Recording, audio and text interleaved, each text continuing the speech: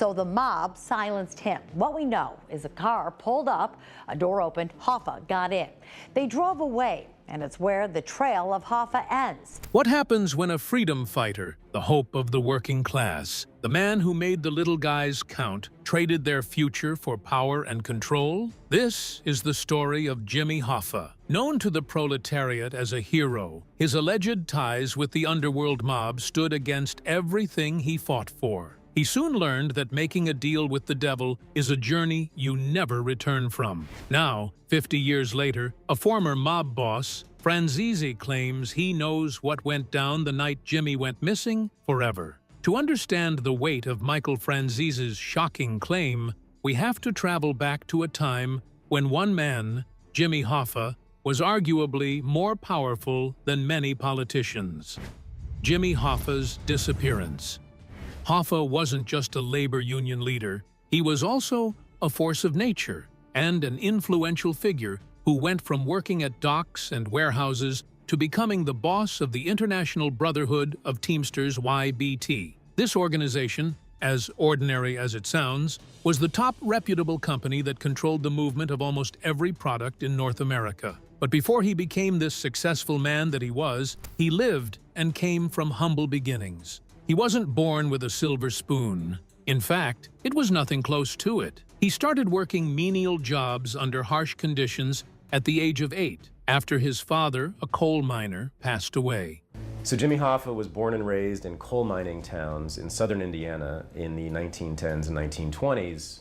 He did such labor for 11 years until he finally was able to get a better job. All through the time he worked, everyone knew him for his charm and how he would easily relate with people, and it was this natural skill of his that caught the attention of the IBT. Shortly after, he joined the organization as a business agent and soon rose up the ranks. As the leader of the union, he was very influential, and his influence stretched to major cities that danced to his tunes, especially knowing only he could make or break even the biggest corporations and political bodies in the country. No one knew for sure how he came to be the man that he was known for, but he did most of it. He was known to have made it to the top of the food chain by getting involved in dirty business. Accounts from his former colleagues recounted that he knew how to relate well with truck drivers, warehouse workers, and even loaders in promise that they would get rewarded if they followed his lead.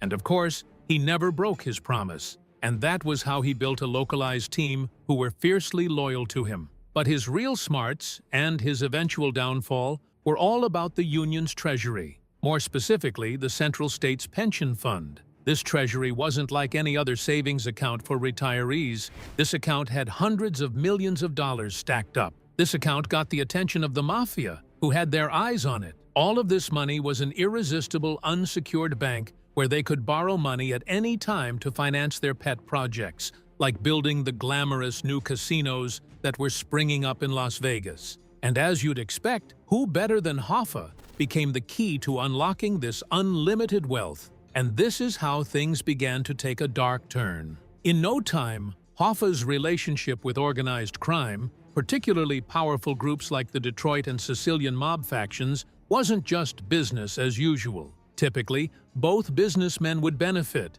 as the mob provided the muscle and the intimidation to keep the union in line and crush any resistance. In return, Hoffa provided the avenue for money to be laundered from the pension fund to keep things running smoothly. It was a trade that worked for years, but it was always a deal with the devil. The mob had leverage over Hoffa, and he knew too many of their secrets. However, things started to get a bit shaky when Hoffa eventually challenged the mob's control, threatening to retake the union leadership after his release from prison. He became a liability who knew too much and was suddenly too stubborn. This tense situation came to a head on a hot summer afternoon on July 30th, 1975. Hoffa was last seen outside the Machus Red Fox restaurant in Bloomfield Township, Michigan. He was supposed to be there for a meeting with two key mob figures, Detroit boss Anthony "Tony" Jack Giacalone and the well-known New Jersey mobster Anthony "Tony" Provenzano. From the look of things, Hoffa waited, but they never showed. After waiting for a while, he called his wife to let her know he was coming home. Unfortunately for him, that drive was the last time he was last heard from. Just like that, Jimmy Hoffa was nowhere to be found. It was as if he was just deleted from existence. There were no signs of a struggle, no witnesses, and no ransom note. What was left was just his car left in a parking lot, and the biggest union boss in America gone without a trace. This was the biggest missing person case, and a nationwide event, and also a terrifying display of how much unchecked power mobs had in the 20th century. Even after decades of investigations, Hoffa's body has never been found. After nearly 50 years, the mystery is still very much talked about,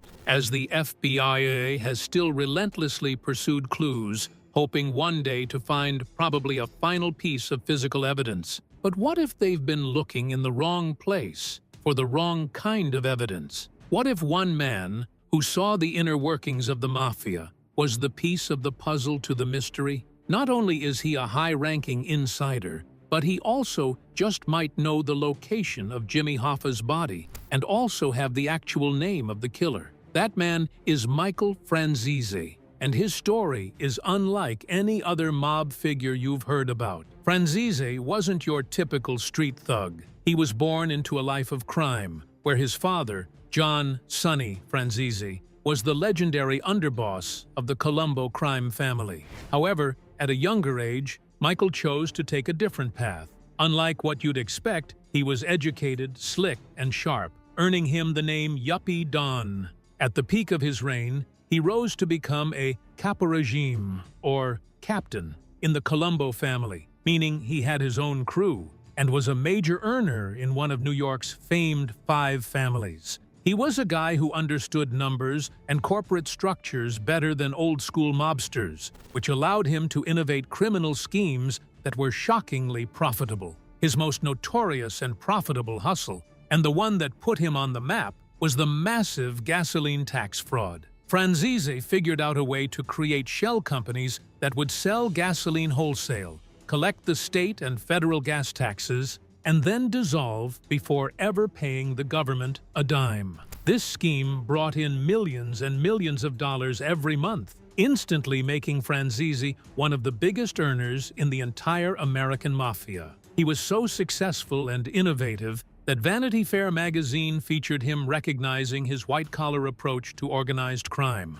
This broad-day industrial-scale theft seemed normal, and everyone just flowed with it. Everything went smoothly until things changed in a direction even he hadn't expected. This change solidified his fame and earned him a lifelong hatred of his former associates. In the late 1980s and early 1990s, after serving time and facing further charges, Franzese made the dramatic decision to leave the mafia, which everyone knows historically is a choice punishable only by death. He walked away from the life and has never looked back, successfully becoming one of the few high-ranking members to survive this choice and publicly speak about it. This conversion and subsequent departure launched him into a new career as a legitimate public speaker, author, and media personality, sharing his incredible life story around the world. Turns out I got on a plane, I was heading down to Florida. I get off the plane and I get a phone call. It's one of the worst calls of my life. This brings us to his most important asset, which is his credibility in the mob world.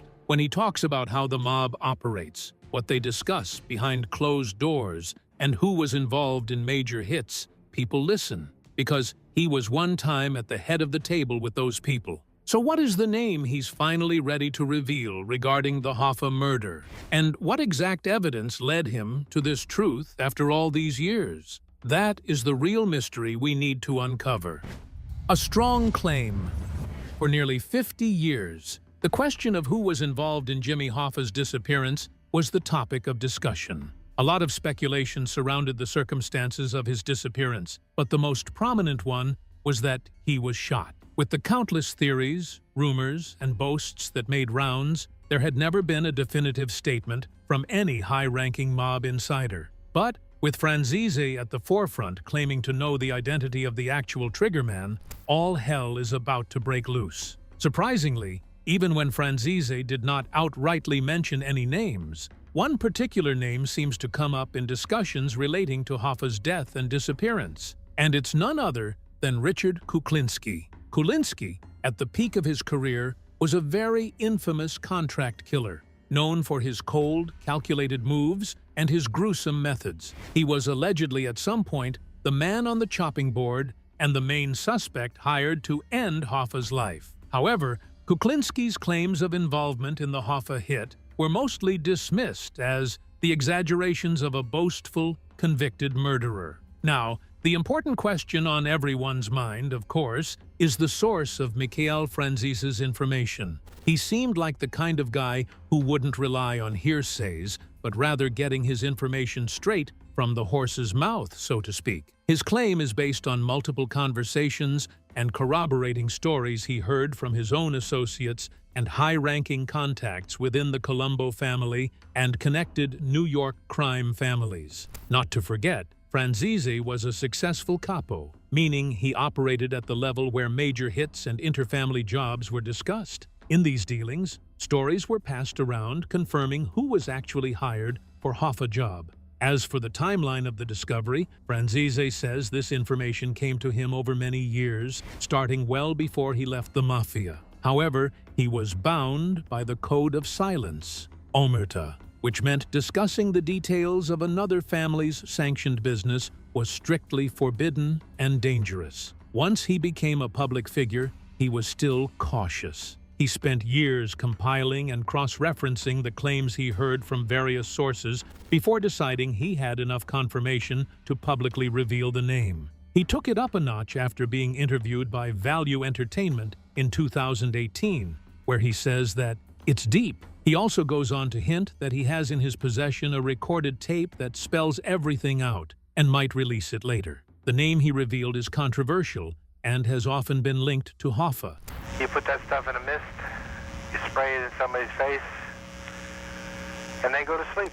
But the details of his involvement, as described by Franzese, dramatically change the narrative, forcing us to take a step back to re-examine the main suspect behind Hoffa's disappearance. So, if Kuklinski was the man, what do we know about him? Popularly known as the Iceman. Richard Kuklinski wasn't a made man in the mob, and wasn't officially part of a crime family. He was rather a highly sought-after, non-union contractor who worked for multiple crime families, particularly the DeMeo crew of the Gambino family. His reputation was built on insane brutality, but also on his chilling craft. Kuklinski reveals new secrets about the years he spent as a contract killer for the Gambino crime family. His nickname came from his horrifying signature execution style. He was a professional killer who specialized in making bodies disappear. A perfect fit for a high-stakes, high-profile hit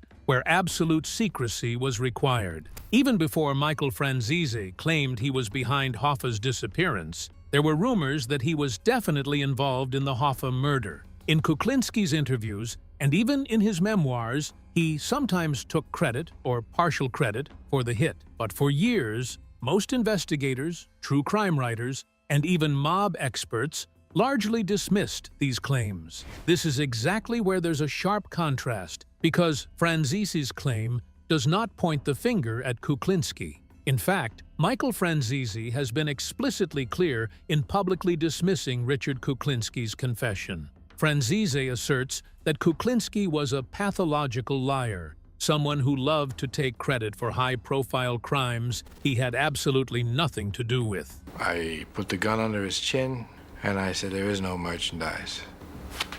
And I shot him. According to Franzese, Kuklinski was not involved in the Hoffa hit, and any supposed confession of his is just another distraction in a long list of false leads. Franzese also makes mention that the Mafia would never have used a wild card like Kuklinski for a hit of this magnitude, especially requiring such precision and discretion.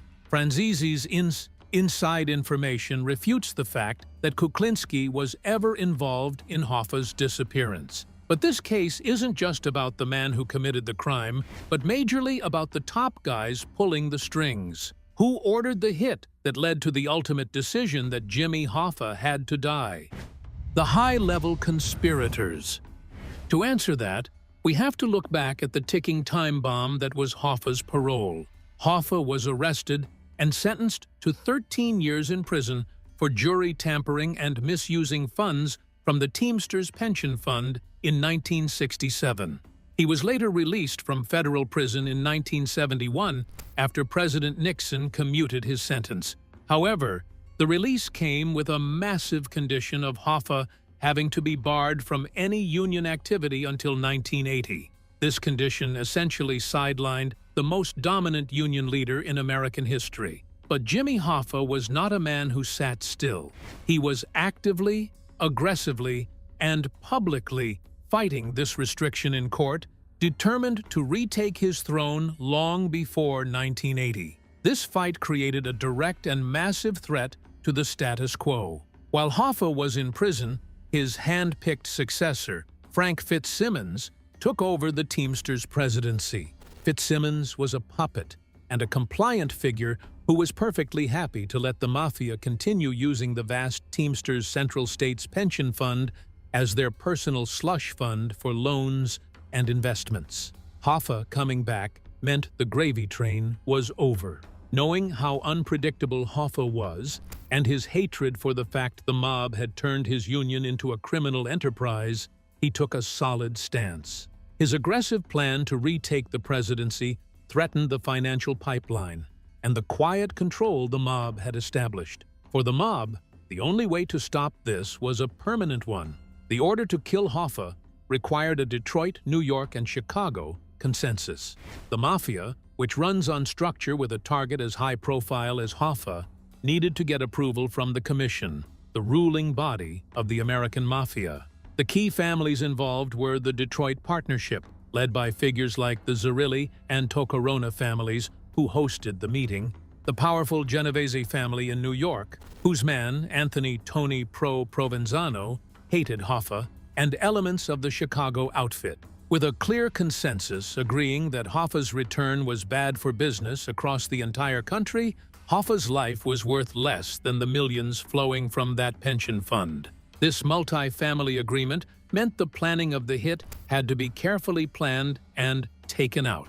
It seemed the decision to kill Hoffa was a sanctioned mob hit, giving the conspirators the protection of the entire criminal network. Knowing how they operate, they must have lured him to the Machus Red Fox with the promise of a peace meeting, guaranteeing he'd come alone and without extra security. They needed to move him quickly and quietly from the restaurant to a secure murder location. It was a cold, calculated operation executed at the highest levels of the mafia structure. One figure often mentioned in this shadowy movement is Charles "Chucky" O'Brien.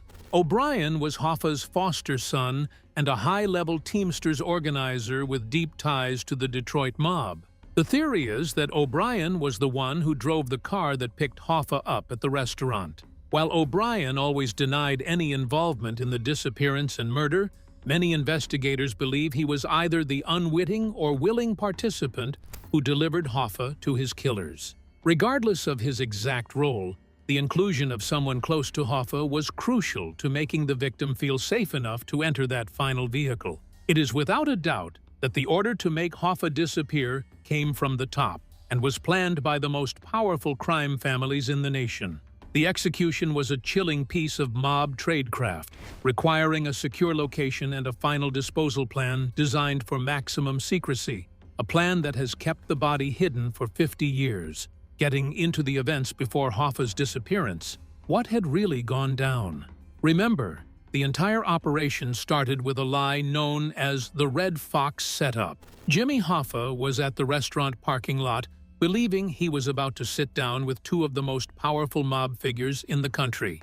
New Jersey Genovese boss Anthony Tony Pro Provenzano and Detroit Capo Anthony Tony Jack Giacalone.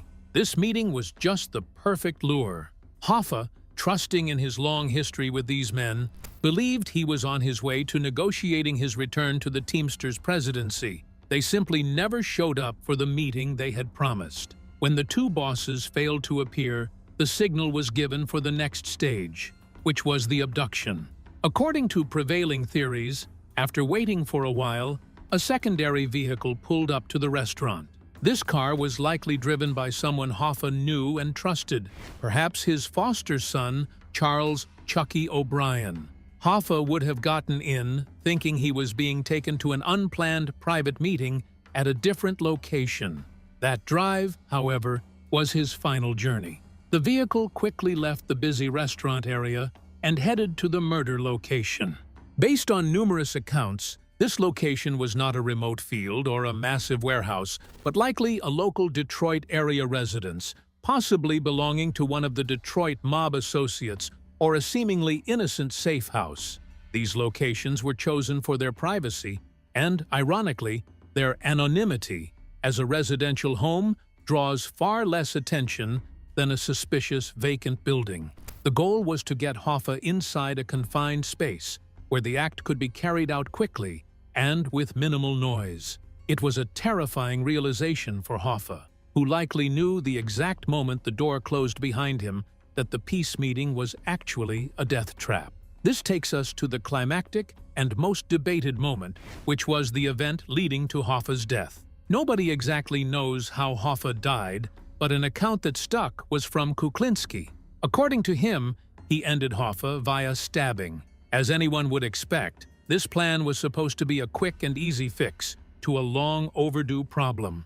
However, this account is one that had not been proven by investigators. The entire operation, from the lure to the execution, was planned with an urgent need for speed and secrecy. Hoffa was not a nobody. He was a giant whose absence would be noticed immediately. Furthermore, he was constantly under surveillance by the FBI. The team had to commit the murder, deal with the body, and clear the scene before federal agents or Hoffa's own security realized he was permanently missing. This required a level of cold precision and quick thinking that only the highest echelon of professional criminals could manage. The mission was accomplished in minutes, ensuring the body was quickly removed. Once Hoffa had successfully been taken out, the real work began when any trace of him was erased. This move, alone chilling, had left investigators at a roadblock for half a century and created one of the greatest riddles in criminal history.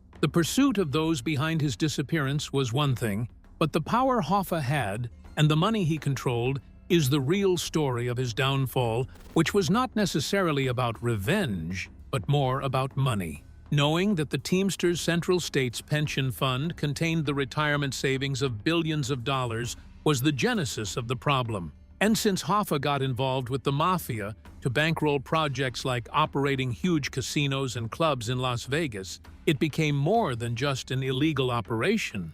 Fast forward to when he went to prison.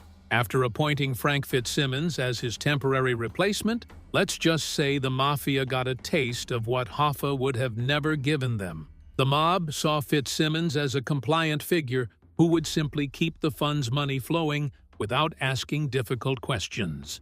Hoffa's release from prison and his subsequent fight to reclaim the union's top job directly threatened to shut down this multi-million-dollar cash cow. The mob didn't care who ran the union, they cared about the money. The financial motive was the bone of contention, and it was obvious the murder was more about control of capital and ensuring their access to billions of dollars for their operations. Once Hoffa was taken out, the post-Hoffa mob landscape solidified the mafia's control. Fitzsimmons stayed in power, and the loans continued to flow out of the pension fund and into mob-controlled ventures. While federal investigations certainly picked up after Hoffa's disappearance, the mob maintained a tight grip on the Teamsters for over a decade. It wasn't until the mid-1980s, when federal authorities fully utilized the RICO, Racketeer Influenced and Corrupt Organizations Act, that the federal government was finally able to break the structural link between the Teamsters and organized crime. Hoffa's murder bought the mob critical time to continue their illegal enterprise. There is an underlying irony in Hoffa's vision.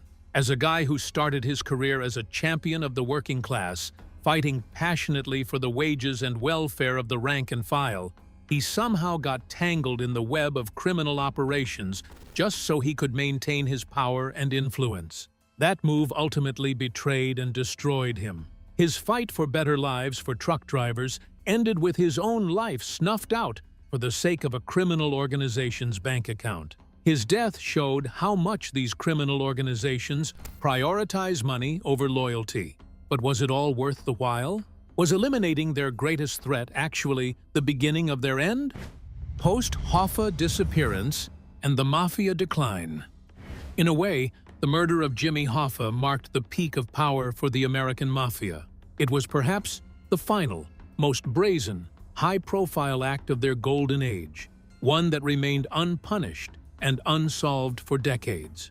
They got what they wanted, silence and control of the money. But success often breeds arrogance, and the Hoffa hit drew a red line for the government. The subsequent public outrage and the sheer embarrassment of a major national figure disappearing galvanized federal agencies. The federal focus intensified massively after Hoffa vanished. The FBI and the Department of Justice made bringing down the mafia their top priority.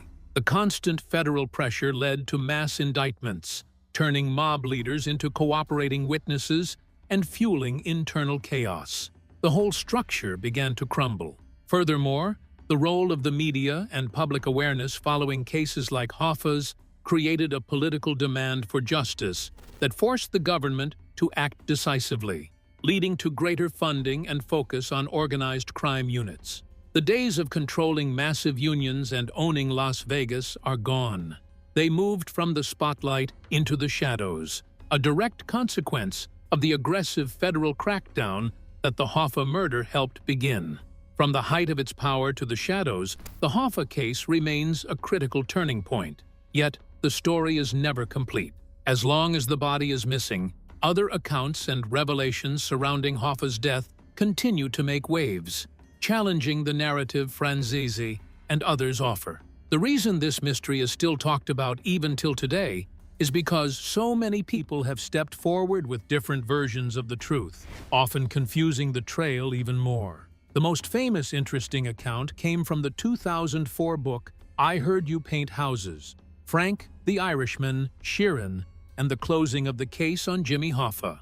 The author, Charles Brandt, wrote that Frank the Irishman Sheeran, an alleged professional killer for the mob and a longtime friend of Hoffa, confessed to being the person who took him out. Sheeran claimed that he shot Hoffa inside that local Detroit house. He then said Hoffa's body was taken across state lines to a crematorium and incinerated. This compelling and dramatic account even went as far as getting recognition as a featured Hollywood film. However, there are obvious loopholes in this account. Many mob experts point out that the mafia wouldn't have entrusted a key role in such a critical hit to an Irish-American over a fully vetted made man. Furthermore, many experts believe Hoffa would have refused to travel that far from the restaurant to an unknown location, making the logistics questionable. Another major tip came in January 2013 from Tony Zerilli, a reputable Detroit gangster. Zerilli implied that Hoffa was originally buried in a shallow grave, with the intention of moving his remains later, but those plans were abandoned. Zerilli claimed Hoffa's remains lay in a field in northern Oakland County, Michigan, not far from the restaurant. Though Zerilli denied any direct involvement, his information was credible enough to spur action. On June 17, 2013, the FBI was led to a property in Oakland Township, which was once owned by Detroit boss Jack Tucko. After 3 days of digging and searching, however, the FBI called off the search.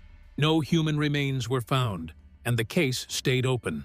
The FBI has their own list of main suspects who they believe were directly involved in the planning. Two names that constantly surfaced were brothers Thomas Andretta and Stephen Andretta. Both were New Jersey Teamsters officials and reputed associates of the Genovese crime family directly connected to the volatile Anthony Provenzano. The FBI officially called Thomas Andretta a trusted associate of Anthony Provenzano, reported to be involved in the disappearance of Hoffa. The Andretta brothers, who are now deceased, represent the direct link between the New Jersey mob, Tony Pro, and the Detroit operation. The search for the body has continued into the current decade, fueled by other new information. In October 2021, a major lead emerged from a deathbed statement by a landfill worker who claimed to have buried Hoffa's body in a steel drum 15 feet below the surface in a massive landfill beneath the Pulaski Skyway in Jersey City, New Jersey. The FBI obtained a warrant and completed a site survey using advanced technology to scan the ground. Despite the hopeful news, the FBI announced in July 2022 that nothing of evidentiary value was discovered from the survey. With all these accounts, a body is yet to be found. Without a body, every claim remains a compelling but ultimately unprovable mob story. If you had to bet your money on one theory, who pulled the trigger? Who would you put your money on? Let us know in the comments below. Do well to like, subscribe, and hit that notification bell so you never miss out on any of our uploads. Thanks for watching.